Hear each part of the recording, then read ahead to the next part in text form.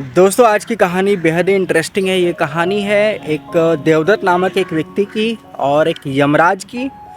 तो चलिए स्टार्ट करते हैं। दोस्तों एक बहुत समय पहले की बात होती है।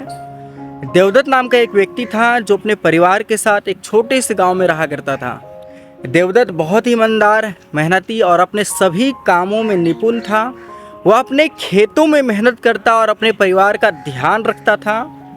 एक दिन की बात है, देवदत्त को अचानक बहुत तेज बुखार हो गया। उसकी हालात बिगड़ती चली गई और गांव के वैद्य भी उसे ठीक नहीं कर पाए। परिवार और गांव के लोग बहुत ज़्यादा चिंतित हो गए थे। लोगों को समझ नहीं आ रहा था कि देवदत्त को ठीक कैसे किया जाए। उस रात जब देवदत्त गहरी नींद में था तो उसे सपने में यमराज दिखाई दिए। यमराज काले भैंस पर सवार थे और हाथों में विशाल गदा थी उनकी। देवदत्त डर के मारे कांप उठा और उठकर खड़े हो गया। यमराज बोले, देवदत्त तुम्हारा समय समाप्त हो गया है, मैं तुम्हें लेने आया हूँ, अब चलो तुम मेरे साथ।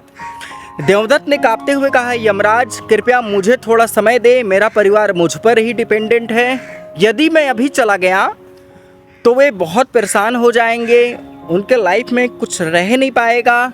तो यमराज ने कुछ सोचा और फिर कहा, ठीक है देवदत्त, मैं एक काम करता हूँ, मैं तुम्हें एक अवसर देता हूँ। यदि तुम मुझे 3 ऐसे व्यक्ति ढूंढकर दिखाओ जो तुम्हारी मृत्यु के बदले खुद तैयार हो, मैं तो तुम्हें छोड़ दूंगा। यदि तुम नहीं कर पाए तो मैं तुम्हें फिर से ले जाऊंगा। देवदत्त ने सहमति में सिर हिलाया और यमराज के जाने के बाद तुरंत 3 ऐसे लोगों की खोज करने लगा जो उनकी डेथ के बदले खुद तैयार हो। पहले वो अपने गांव के सभी बुजुर्ग व्यक्ति के पास गया और उनसे पूछा, आप तो जीवन के अंतिम पड़ाव पर हैं, क्या आप मृत्यु के लिए तैयार हैं? बुजुर्ग व्यक्ति ने कहा, नहीं देवदत्त, मैं अभी अपने पोते पोतियों के साथ कुछ समय बिताना चाहता हूँ, मुझे वो खुशी एंजॉय करना है। फिर वह एक बीमार व्यक्ति के पास गया, उसने वही सवाल किया। बीमार व्यक्ति ने भी उत्तर दिया, नहीं देवदत्त, मैं अभी स्वस्थ होकर अपने परिवार के साथ और समय बिताना चाहता हूँ। वहाँ से भी उसे निराशा हाथ लगी। आखिर में देवदत्त एक सन्यासी के पास गया जो जंगल में तपस्या कर रहा था। उसने सन्यासी से पूछा, महात्मा, क्या आप मृत्यु के लिए तैयार हैं? सन्यासी मुस्कुराते हुए बोला, हाँ देवदत्त, मैंने जीवन के सभी कर्तव्यों को पूरा कर लिया है, मुझे अब मृत्यु का कोई भय नहीं रहा है, मैं हर पल के लिए तैयार हूँ।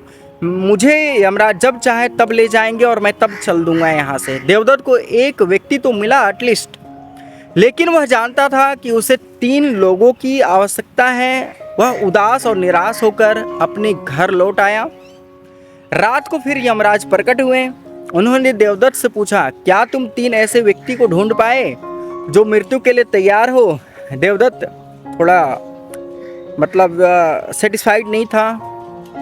देवदत्त ने अपनी असफलता स्वीकार की और कहा, मैं केवल एक ही व्यक्ति को ढूंढ पाया हूँ यमराज जी, जो मृत्यु के लिए तैयार था। यमराज ने उसे देखा और फिर गहरी सांस ली। देवदत्त, मैंने तुम्हारी ईमानदारी और प्रयास को देखा है, तुमने अपने परिवार और गांव के लिए बहुत मेहनत की है। मैं तुम्हें एक और अवसर देता हूँ, जाओ और अपना जीवन अच्छे कर्मों के साथ जियो, लेकिन याद रखना मृत्यु अटल है और एक दिन अवश्य आएगी, इसे कोई टाल नहीं सकता, तो हमेशा रेडी रहना है इसके लिए। देवदत्त ने यमराज को धन्यवाद दिया और अपने जीवन को और भी अच्छे कर्मों के साथ बिताने का निर्णय लिया। उसने अपने परिवार और गांव के लिए बहुत सारी अच्छी काम की और भी ज़्यादा मेहनत की और सभी के साथ प्रेम और सहयोग के साथ रहने लग गया, सभी के साथ प्रेम पूर्वक व्यवहार करता। दोस्तों, इस प्रकार देवदत्त ने अपने जीवन में सच्चे कर्मों और निस्वार्थ सेवा का महत्व सीखा और एक अच्छा जीवन जीने लग गया। तो दोस्तों, ये कहानी बिल्कुल छोटी सी है, लेकिन हमें सीखने को बहुत कुछ मिलती है। बात ऐसी है दोस्तों कि हमारे पास टाइम बिल्कुल नहीं है, कभी भी बुलावा आ सकता है ऊपर से, तो हमें हमेशा रेडी रहना चाहिए। जो टाइम है आपके पास, उसी टाइम को एंजॉय करते हुए अच्छे कर्म कीजिए और रेडी रहिए, क्योंकि इसका कोई गारंटी नहीं है। तो दोस्तों, उम्मीद करता हूँ ये कहानी आपको अच्छी लगी है। अगर अच्छी लगी तो लाइक, शेयर और सब्सक्राइब कर देना। मिलते हैं एक और एक्साइटिंग कहानी के साथ, तब तक के लिए जय हिंद।